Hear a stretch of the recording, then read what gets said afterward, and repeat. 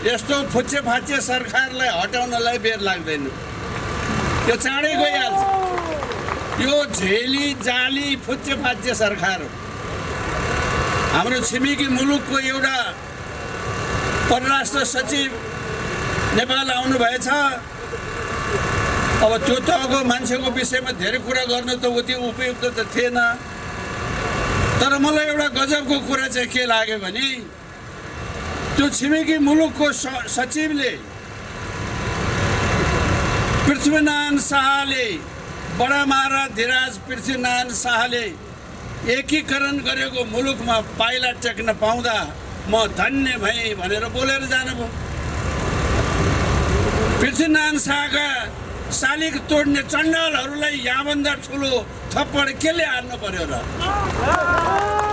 यी लफङ्गा त कस्ता भयो भने एसियामै नभएको एउटा पोलको पुल कर्णाली अञ्चलमा बनेर ठिक्क पिच गरी सिद्धिया थियो। व्यवस्थाको परिवर्तन भयो, शिलापत्रमा नाम लेखेर उद्घाटन गर्न दौड्यो एउटा फटा प्रधानमन्त्री। बनाउनु बेला राजाले बनाए, उद्घाटन गर्न दौड्यो, पहिले मेरो नाम त्यहाँ राखिहाल्नु भनेर। राजा बिरामी हुँदाखेरि वीर अस्पतालमा औषधि गरेर बस्ने, अब त्यो अर्को काको एउटा आइमे बिरामी भएर सिङ्गापुर औषधि गर्न जानुपर्ने दिन आयो। यहाँ औषधि पनि के गरेको भने अरू ठुलो नेपालमा नहुने औषधि गरे होइन, तातो पानीको पोखरीमा हिँड्न सिकाएको अरे। तातो पानीमा हिँड्नलाई सिङ्गापुर जाने हाम्रो नेताको श्रीमतीहरू यस्ता छन्। सीमा हुन्छ बेइमानीको पनि, राष्ट्रिय सम्पत्तिमाथिको लुटको पनि सीमा हुन्छ। कति खप्ने नेपाली जनताले, अब नेपाली जनताले यहाँभन्दा बढी खप्ने अवस्था छैन। अब म विनम्रतापूर्वक सबैभन्दा पहिले पत्रकार साथीहरूलाई मेरो अनुहार बरु नआए पनि नआओस्, कृपया यो अगाडि खोलिदिनु पर्यो। स्ट्यान्डवाला माइक के अरे क्यामेरा छ, साथीहरू बसिदिनु भयो भने क्यामेरा मात्रै उभिन्छ, ठिकै हुन्छ। अब क्यामेराको साथसाथमा आफू पनि उभिनु भयो भने चाहिँ अरूलाई बाधा पर्यो। म उहाँ बसुन्जेल मलाई बाधा पर्यो, अब आफू यहाँ आएर फेरि अरूलाई बाधा पार्न त भएन नि। कृपया यहाँहरूले पनि त्यति अनुरोध मानिदिनुहोस्। अगाडि बस्नुभएको पत्रकार महोदय, यहाँ हेलमेट लाउने पत्रकार महोदय, यता सरिदिनुहोस्। मेरो अनुहार नआएर केही बिग्रिँदैन, देशमा संवैधानिक राजतन्त्र आउनु पर्यो, त्यति हो।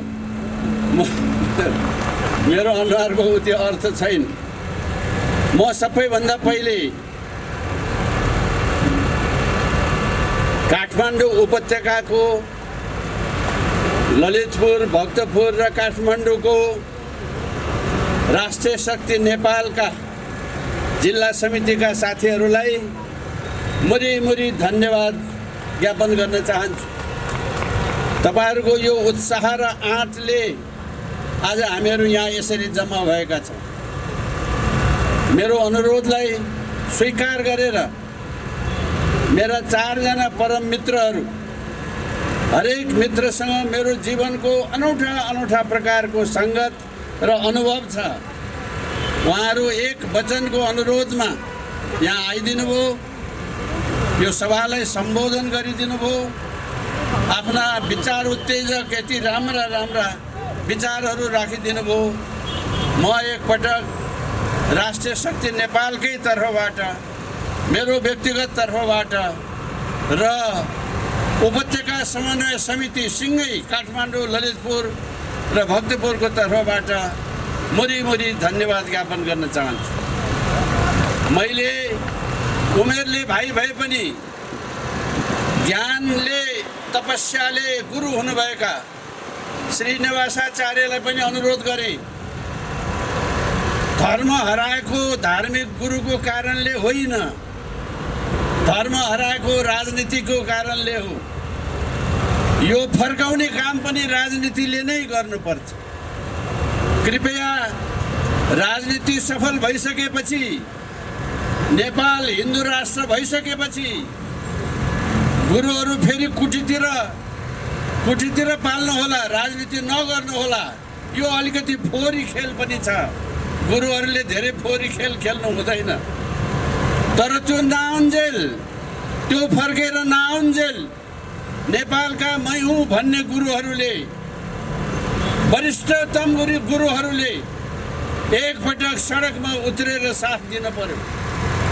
आम 94% ओमकार परिवारका गुरुजनहरूले, बुद्धका गुरुजनहरूले, किराँत वंशका किराँत प्रदेशका गुरुजनहरूले सबैले एकपटक साथ दिनुभयो भने यसरी नै अहिले युवाहरूले मुलुकभरि उठाएको जस्तै अभियानमा र अहिले हामीले गरेको काममा यस्तो अभूतपूर्व साथ दिने हो भने यस्तो फुच्चे फाच्चे सरकारलाई हटाउनलाई बेर लाग्दैन। त्यो चाँडै गइहाल्छ। यो झेली जाली फुच्चे फाच्चे सरकार हो। जाल र झेल सफल हुन्जेल मात्रै हुने कुरा हो। हामीले यो अभियान सञ्चालन गरेको जम्मा 1 वर्ष जति मात्रै हो। हामीलाई विभिन्न सङ्घ संस्थाले, व्यक्तिले र दलहरूले समेत साथ सहयोग दिनुभएको छ। म तपाईहरुलाई यहाँ आज 2टा युवाको परिचय पनि गराउन चाहन्छु। एउटा गुरु गोरखनाथका भक्तहरूको समाजको अध्यक्ष यहाँ किशोर गुरुङ भन्ने हुनुहुन्छ। यहाँ हुनुहुन्छ कतैतिर किशोर गुरुङजी, ल उठ्दिनुहोस्। उहाँहरूको संस्थासँग हामीहरूको एकबद्धताको सहमति छ। राष्ट्रिय सरोकार मञ्च भएर युवाहरूले देशभरि सङ्गठन गरेर हिँड्नु भएको हाम्रो सोमसिंहजी हुनुहुन्छ। कहाँ हुनुहुन्छ सोमसिंहजी? यहाँ हुनुहुन्छ। एकताले तपाईँ त धेरै टाढा हुनुभयो, यहाँ आइदिनु पर्यो अनुहार देखाउनुलाई। यस्तै युवा जमातले अहिले यो देशभरि, यहाँ सोमसिंहजीलाई मैले खालि अनुहार परिचय गराउन खोजेको। आज हामी यहाँ जसरी उपस्थित भएका छौँ त्यसका पछाडिका साँचोहरू त्यसै उपस्थित भएको छैन। यसका पछाडि अनगिन्ती बन्दोबस्तहरू भएको छ। यी बन्दोबस्तका महारथी हुन् यिनीहरू। मैले त्यसो भएर हामी यो अभियानका साथी मात्रै होइन, अरू यस्ता थुप्रै साथीहरू, विश्व हिन्दू महासङ्घसँग हामीहरूको सल्लाह र सहमति भएको छ। अब नेपाली काङ्ग्रेसका विपिन कोइरालाजी जस्तो नेता साँच्चै भन्नुहुन्छ भने उहाँ त्यस्तो भएरै दुःख पाउनु भएको। अब केशर बहादुरले बोलाएको ठाउँमा भाषण गर्न आउने मान्छे भनेपछि बुझ्नुहोस् न तपाईँ। केशर बहादुरले बोलाएको ठाउँमा भाषण गर्न गइस् भने खबरदार भनेर अहिले म आउँदै ललितपुरको पुलचोकमा जम्मा भएका मान्छेभन्दा 2 दोबर प्रहरी राखेर यहाँ एकछिन उभिनु भयो भने खबरदार भनेर हाम्रा साथीहरूलाई लकटेर पठाए। उहाँ पश्चिमदेखि कहाँदेखि आएको साथीहरू उहाँ थानकोटमा अड्केकै छन् अझै पनि। यही 10,000ले पहिला टेके, अरू कयौँ मान्छे बाहिर अड्किएका छन्। त्यस्तो सभामा मान्छे पञ्च भने त मान्छे नै होइन। पञ्च जतिले कति दुःख पाए भनेर कुरा गरेर साध्य छैन, त्यो म आज भन्दिनँ। त्यस्तोले बोलाएको ठाउँमा समेत ल म आउँछु भनेर आउने ताकतको काङ्ग्रेसी नेतालाई मेरो 1000 सलाम छ। अब यहीँ बसेर आफ्नै नेतालाई त्यस्तो भन्नेलाई अब कसले के दिन्छ त्यहाँ? उहाँ त अब बुढो भएर सिद्धिने मात्रै हो। मैले अघि एउटा साथीले भन्नुभयो जस्तै मरिसकेपछि एउटा रुख रोपिदिने वचन गर्ने हो भने उहाँ मरेपछि एउटा रुख म रोपिदिन्छु। म उहाँभन्दा ढिला भयो भने, म चाँडो भयो भने चाहिँ तपाईँले रोप्नु होला है भनेर मैले भनेको छु। अर्थात् हामीहरूको बिचमा यो सम्बन्ध छ। हामी सँगै पढेका परम साथी हौँ। श्री सुशमशेर धेरै बैठकमा छलफल गऱ्यौँ। ए भाइ यो बाहिर सडकमा जाउँ न भन्ने उहाँले अघि भनिसक्नुभयो। उहाँको त्यस्तो सल्लाह पनि आजको दिन परिणत हुनुमा ठुलो औचित्य राखेको छ। यसको कारण छ मैले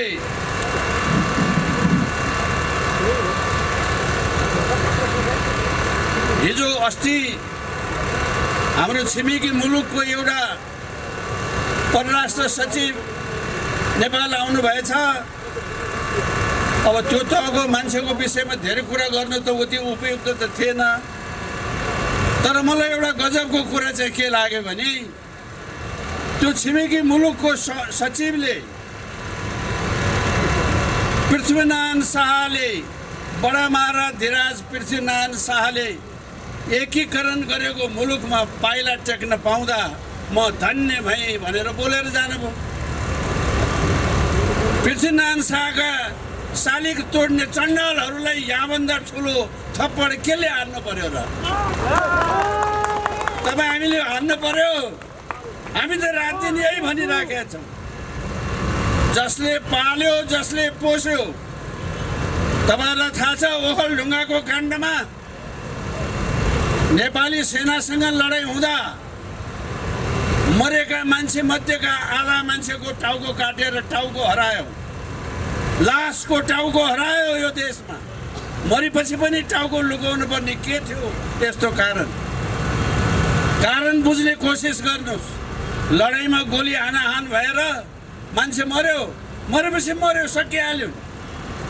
तर मरेको मान्छे चिल्ला भनेर टाउको काटेर लानुपर्ने दिनदेखि आजसम्म हामी यहाँ आइपुगेका छौँ।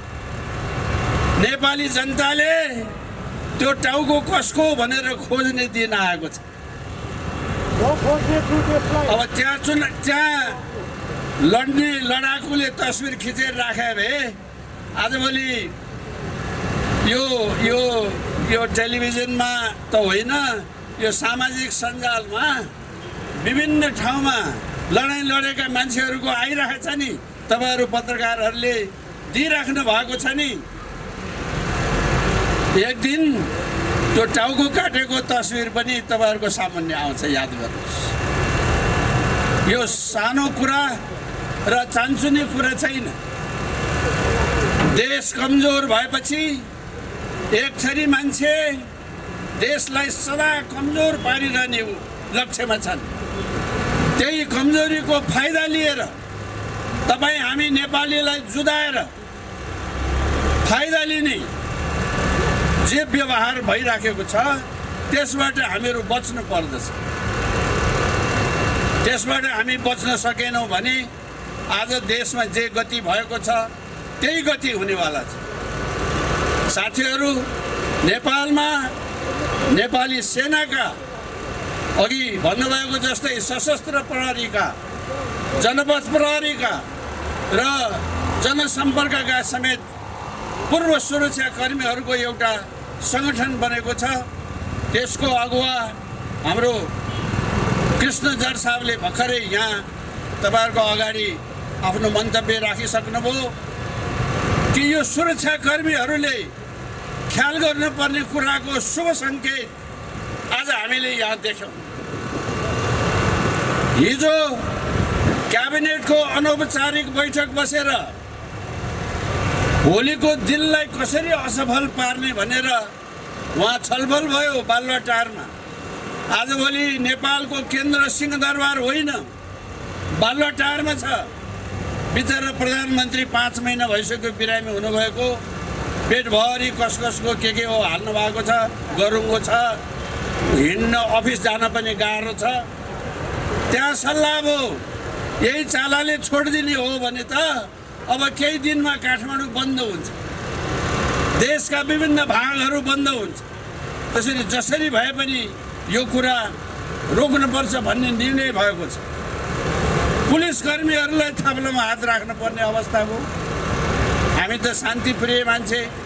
अघि तपाईँहरूले देख्नुभयो होला, एउटा मान्छे प्लास्टिकको ठुलो झोला बोकेर तपाईँहरूले खाएको पानीको बोतल टिप्दै हाल्दै गरिराखेको छ। हामी एउटा सानो से सानो कुरामा पनि ख्याल गर्ने जिम्मेवार मान्छे हौँ। ढुङ्गा हिर्काएर हिँड्ने भाग्ने मान्छे होइनौँ। त हामीलाई के भनेर लखट्ने?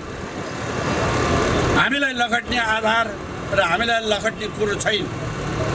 म तपाईँहरूलाई यति मात्रै निवेदन गरौँ, पूर्ववक्ता साथीले भनिसक्नुभयो राजा त धेरै आए देशमा, तर खास राजाको मात्रै नाम छ। देशलाई परेको बेला बोलेका, भनेका र विशेष काम गरेको राजाको मात्रै नाम छ। देशको पहिचान मेटिदियो भने, देशको संस्कार मेटिदियो भने देशमाथि रजाइ गर्न सजिलो हुन्छ भनेर विदेशीले बनाएको योजनाका कोटी भएका छन् हाम्रा सरकारका मान्छे।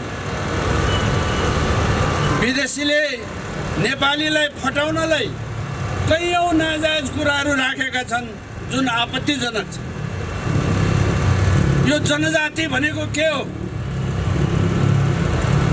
नेपालका व्यक्तिहरू जात जाति हुन् कि जनजाति हुन्? गुरुङ नभएको भए, मगर नभएको भए, खस नभएको भए, भूमिपुत्र नभएको भए, मुसलमान नभएको भए यो नेपाल नेपाल हुँदैन थियो। पृथ्वीनारायण शाह, राजा पृथ्वीनारायण शाहले अगुवाई गरेको हो, नेतृत्व प्रदान गरेको हो, तर जमिनमा लडेर प्राण त्याग्ने त त्यही गुरुङ फौज हो, त्यही यो के भन्छ मगर फौज हो, त्यही खस फौज हो। तपाईँ हामीरै पिता पुर्खा हो। एक थरीले व्यापार बन्दोबस्त गरेर, अर्को थरीले संस्कार रीति रिवाज कायम गरेर, अर्को थरीले अनेक किसिमका मठ मन्दिर र देव देवालय सिर्जना गरेर यो देश बनाएको छ। म तपाईँहरूलाई अनुरोध गरौँ, मुसलमानको यो देशमा कत्रो योगदान छ, हामी नामै लिँदैनौँ उनीहरूको। पृथ्वीनारायण शाहको फौजको हतियारको बन्दोबस्त गर्ने मान्छे, हतियारको मर्मत गर्ने मान्छे, हतियारको सुधार समार गर्ने मुसलमान जति मात्रै। मुसलमानले त्यो नगरे भए यसको टाउको छिनाइ, उसको टाउको छिनाइ कसरी हुन्थ्यो होला? मुसलमान नभएको भए यो नेपाल हुँदैन थियो। हामीले मुसलमानलाई धन्यवाद भन्नुपर्छ। नेवार नभएदेखि यो देशको कला संस्कृति हुँदैन थियो। नेवारलाई राज्य तिम्रै नाममा गरिदिन्छु भनेर झुक्क्याउँदा झुक्क्याउँदा झुक्क्याउँदा हो भनेर नेवारले पत्याए। अकस्मात इन्द्र जात्रामाथि हमला भएपछि लौ बर्बाद, हाम्रो इन्द्र जात्रा पो खाइदिनु लाग्यो भनेर काठमाडौँका नेवार जातिहरूले, नेवार दाजुभाइ दिदीबहिनीले नोल बोकेर काउवा भनेपछि यी भागाभाग भएका हो। नत्र यो इन्द्र जात्रा सिद्धिसकेको थियो। परापूर्व कालदेखि चलिआएको मच्छिन्द्रको रथ नेवारले नतानेको भए, तानेर अलिकति भए पनि यो आजसम्म देशमा अनिष्ट भइसक्छ। राष्ट्रपतिले भोटो हेर्ने भनेको त्यहाँ के देखाउँछ त्यो हेर्ने कुरा मात्रै होइन। राजाले हेर्ने भनेको, राजाले खड्ग साट्ने भनेको यो देशको भूमिको पुत्रको यो के भन्छ पूजा गर्ने चिज। त्यस्तो नेवारलाई यत्रो परिवर्तन पछाडि के दिए त भन्दाखेरि नेवार राज्य कागजमा बनाइदिए, त्यसको राष्ट्रपति चाहिँ झक्कु प्रसाद सुवेदीलाई बनाइदिए। खोइ नेवार छैन। राजाका पालामा नेवार समुदायको जति इज्जत, जति मर्यादा, जति सेवा र माथिल्लो स्तरको बन्दोबस्त जति थियो, आज नेवार राज्यको हाकिम चाहिँ नि झक्कु प्रसाद सुवेदी भयो। यिनले ल्याएको परिवर्तन त्यही हो। मगरको कुरा त्यही हो, थारूको कुरा त्यही हो, भूमिपुत्रको कुरा त्यही हो। त्यसो भएको हुनाले किन चाहियो परिवर्तन? अघि एउटा क्यामेराले, टेलिभिजनको भाइले मलाई सोध्नुभयो, सबै राम्रै त भइरहेछ नि, किन चाहियो? जानुहोस् एकताली जनजातिको कति आँसु झरेको छ त्यो हेरेर आउनुहोस् अनि मलाई प्रश्न गर्नुहोस्। आज देशभरिको मधेसवादी साथीभाइहरू, नेपाली भूमिका पुत्रहरू कति रोइरहेका छन्, जानुहोस् एकपटक हेर्नुहोस् अनि त्यस पछाडि मलाई प्रश्न गर्नुहोस्। यहाँ एउटा जाति वर्गको मात्रै कुरा होइन। मेचीदेखि महाकालीसम्म काला गोरा राता पहेँला सेता विभिन्न भाषाभाषी विभिन्न संस्कृति मूल्य मान्यताका यी तमाम नेपालीलाई फुलको मालासरी उनेर राख्ने ताकतको यो विद्यादेवी हो, यो रामवरण हो, वा भोलि आउने कुन वरण हो त्यो हो। राज संस्थाले देखि बाहेक अर्कोले यो काम गर्न सक्दैन। राजा भन्ने कुरा त हेर्नुहोस्, संसारभरि बेला बखतमा राजाहरू हटेका छन्। हटेका राजा कि भागेका छन् कि राजाहरू मारिएका छन्। भाग्दाखेरि देशका ठुल्ठुला धनका पोका लिएर पनि हिँडेका छन्।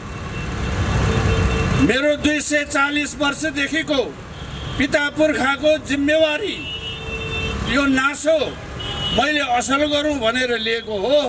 तपाईँहरूलाई चित्त बुझेन फिर्ता लानुहोस् भनेर खुरुक्क शासन व्यवस्था फिर्ता गरेर आफू नागार्जुनको जङ्गलमा बस्न जाने राजा दुनियाँमा कहीँ खोजेर पाइँदैन।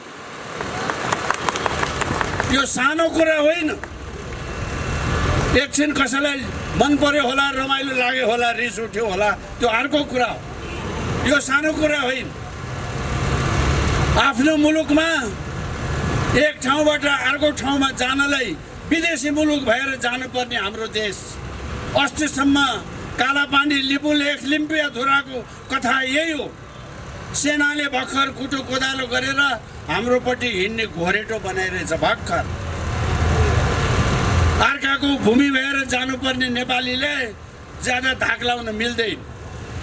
आफ्नो स्वाभिमानको रक्षा गर्नलाई मुठीदानको सहयोग मागेर मेची महाकाली जोड्ने अरू कोही छ यो देशमा भने त्यो राजा हो। यी लफङ्गा त कस्ता भयो भने एसियामै नभएको एउटा पोलको पुल कर्णाली अञ्चलमा बनेर ठिक्क पिच गरी सिद्धिया थियो। व्यवस्थाको परिवर्तन भयो, शिलापत्रमा नाम लेखेर उद्घाटन गर्न दौड्यो एउटा फटा प्रधानमन्त्री।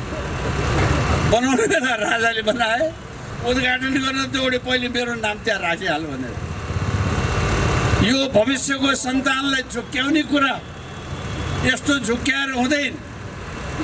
आफ्नो देशमा 50, 60, 70 का उमेरका दाजुभाइहरू यहाँ हुनुहुन्छ भने सम्झनुहोस्, आफ्नो देशमा आफ्नो रुपियाँ नचल्ने देश यो। नेपालमा नेपाली रुपियाँ चल्दैन थियो, याद गर्नुहोस् दाजुभाइ दिदीभाइ। आफ्नो मुलुकमा राष्ट्र बैंक खडा गरेर आफ्नो रुपियाँ चलाउने राजा भएको देश पो त। रित्तै गाली गरेर केही पनि हुँदैन।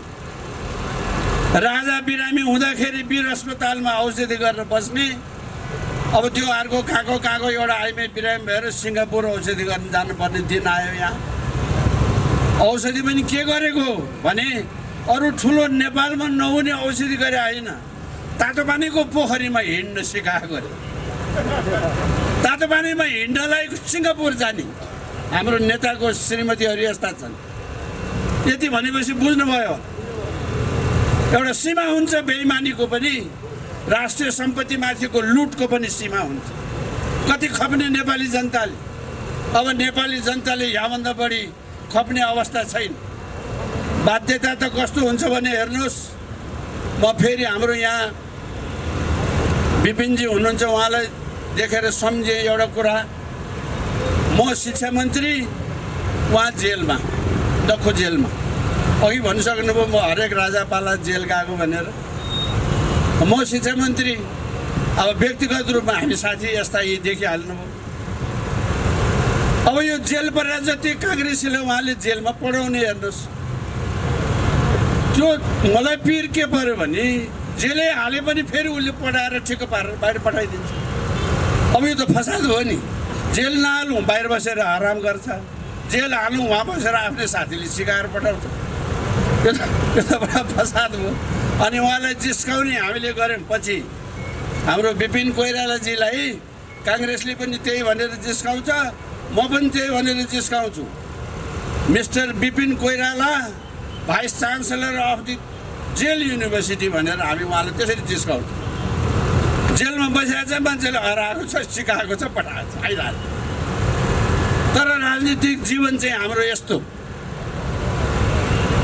यस्तो सङ्गतको यस्तो सुन्दर अवस्था आजको दिन यिनले बाहुन र छेत्री र नेवारलाई, नेवार र गुरुङलाई, गुरुङ र मगरलाई, मधेसीलाई हिमालीलाई मधेसीलाई जो फटाउने, मास्ने, बिगार्ने, कसैको अनुहार नहेर्ने जो बनाएको छ, त्यो सक्कली नेपाल त्यस्तो हुन सक्छ? हुँदैन। यो नेपाल सबै नेपालीको नेपाल हो। यो पूर्वीय दर्शन र सिद्धान्तमा जग भएको देश हो। पूर्वीय दर्शन भने कस्तो भने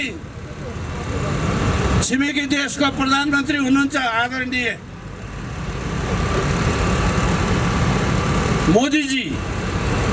मोदीजीको पुरा नाम दामोदर दास मोदी।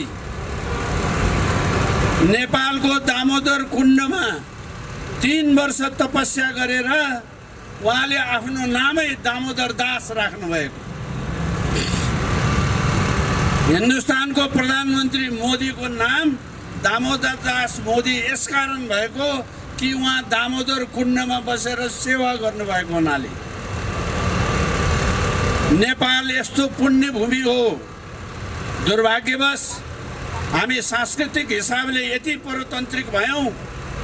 आज मेरो मरेको बाउ स्वर्ग जान्छ कि जान्न भन्नलाई पहिले मैले काशीमा गएर श्राद्ध गर्नुपर्ने भयो। काशीमा श्राद्ध गरेपछि चाहिँ बाउ स्वर्ग जाने। काशीमा श्राद्ध नगरे बाउ त बिचैमा हल्लिरहने। यो हाम्रो संस्कार यही हो, हाम्रो संस्कृति यही हो। मुक्तिनाथमा श्राद्ध गरेर बाउ स्वर्ग जाने किन नहुने? दामोदर दासको त मैले कुरा बताएँ तपाईँलाई। आफ्नै हिरा नचिन्ने मान्छे भयौँ हामीहरू। मैले उदाहरणको लागि भनेको नजानी मान्छेलाई फस्ने सांस्कृतिक हिसाबले हामी सिद्धिसकेको देश। नेपालका देउतालाई नरिवल मनपर्छ भनेर कसले भन्यो? जुन देशमा नरिवल फल्दैन, नरिवल नचढाइकन नेपाली देउता खुसी हुँदैन। यो के भएको? यो नरिवल चढा यहाँ गुरु हुनुहुन्छ, पछि छलफल गरौँला। तर के नरिवल चढाएपछि मात्रै देउता खुसी हुने हो? हाम्रो त हेर्नुहोस्, इन्द्र जात्रामा भैरवीले रक्सी खाएर नाच्ने देश भयो त। त्यो रक्सी नखाए त जात्रा चल्दैन भाइ। हाम्रो भगवान् भैरव खुसी हुनुहुन्न भाइ। बदमासी गरेर नखाऊ पो भने त यो त श्राद्धमा चल्ने चिज हो त। मैले जे गरेँ त्यही मात्रै राम्रो भन्ने भ्रम कसैले नहोस्। सबैको संस्कारको, सबैको संस्कृतिको इज्जत गर्ने परम्परा होस्। यो इज्जत गर्ने परम्पराले मात्रै नेपाललाई बलियो बनाउँछ, अन्यथा नेपाल कमजोर हुन्छ। अहिले अब यतिका साथीहरूको कुरा सुनिसक्नुभयो। मैले त सयौं पटक टेलिभिजनमा लामो कुरा भनेको छु। फुर्सद हुने साथीहरूले त्यहाँ पनि सुन्नुभएकै होला। पुनः एकपटक टाढा फर्किनुपर्ने साथीहरू पनि हुनुहुन्छ। आज 10औं हजारले त्यहाँबाट यसरी मार्च गरेर यहाँसम्म आइदिँदा अब यिनलाई आँखा खुल्यो होला भन्ने आशा लागेको छ। आँखा खुलेको छैन भने हामी आँखा खुलाउँछौँ। त्यति गरेर पनि मान्दैन भने हामीले यो संविधान च्यात्नुपर्ने अवस्था हुन्छ। म तपाईँलाई जाँदा एउटा कुरा भन्छु।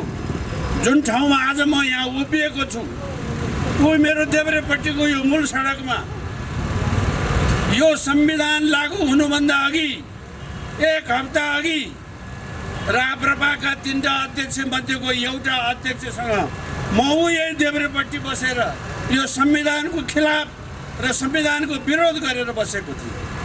मलाई अरूलाई जस्तै पुलिसले लट्ठी हिर्कायो, टेयर ग्यास छोड्यो। अहिले यो ढोका फेरियो, यो एभरेस्ट होटेलको अर्कै ढोका थियो, त्यही ढोकामा म लम्बसार परेको मान्छे हो। यो संविधान ठिक छैन, यो संविधान लागू गर्न हुन्न भनेर म यता ढोकामा लम्बसार परि। भोलिपल्ट मेरो मैले नेता मानेको मान्छे त विश्वको उत्कृष्ट संविधान भनेर हिँड्यो। के खायो। खाइसकेपछि अहिले फेरि थन्को लाग्यो। थन्को लागेर देशभरिका युवाले अब फेरि राजा आऊ के हो भन्न थाले। अघि न राजा आऊ देश बचाऊ चाहिँ नभन्नु भन्नुभयो, यो सही भन्नुभयो। जनताले राजा ल्याऊ देश बचाऊ भन्नुपर्छ। देशभरि यो उभार चल्न थालेपछि हाम्रो पार्टीले गर्यो भनेर घरमा बसेर फेरि भाषण गर्यो बा, ए बाबा यो त अत्याचारै भयो नि। ओ यहाँ बसेर लट्ठी खाने, म जिउँदैछु। लट्ठी खाएको भोलिपल्ट उत्कृष्ट संविधान भनेर मन्त्री खाएको, उप प्रधानमन्त्री खाएको, ऊ पनि जिउँदैछ। अहिले उप प्रधानमन्त्री पद सक्यो, जनताले राजा खोजे, यो मैले गराएको भन्न पनि फेरि उही पहिले आएको छ। अब यस्तो संसार छ यहाँ नेपाली राजनीतिमा, यस्तो संसार छ नेपाली राजनीतिमा। त्यसो भएको हुनाले सारा मान्छेले यो कुरा बुझिसके है। अब ढाँटिनु पर्ने, झुक्किनु पर्ने कुरा छैन। त्यसो भएको हुनाले यो अभियान कायम राखौँ। यो अभियानमा सक्रिय सहयोग गर्नुहुने सम्पूर्णलाई मेरो हृदयदेखिको धन्यवाद छ। मेरो दाँत असाध्यै चिलाएको थियो, साह्रै धेरै कुरा भन्नु मन थियो, तर अब यो साँझ पनि पर्न लाग्यो, टाढा धेरै फर्किनु पर्ने छ। तपाईँहरू सबैलाई आफ्नो आफ्नो काम पनि बाँकी भएको हुनाले पछि फेरि हामी साथमा गरौँला। एकपटक फेरि आज हाम्रो आग्रहलाई स्वीकार गरेर म सम्पूर्ण राष्ट्रिय शक्ति नेपालका नेतागणको तर्फबाट हाम्रा 4 जना अतिथि र गुरुलाई मुरी धन्यवाद दिँदै बिदा हुन चाहन्छु। धेरै धन्यवाद।